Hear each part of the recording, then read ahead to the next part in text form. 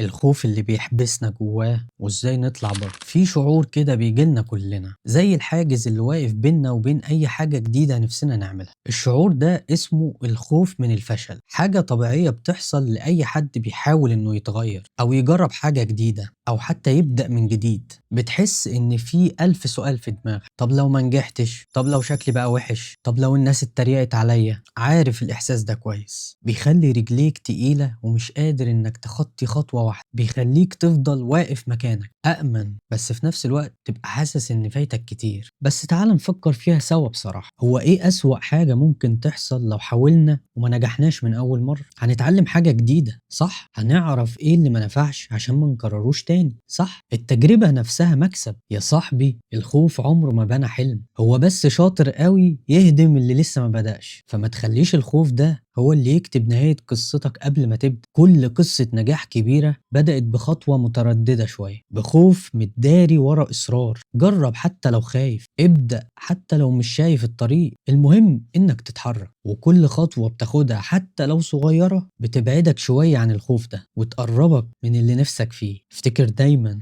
إن مفيش حد وصل من غير ما وقع، مهم إننا نقوم تاني ونكمل. والخوف ده هنتعلم إننا ما ندلوش أكبر من حجمه. أنا بفكر نفسي وبفكرك إنك تستاهل وتستحق إنك تكون أحسن.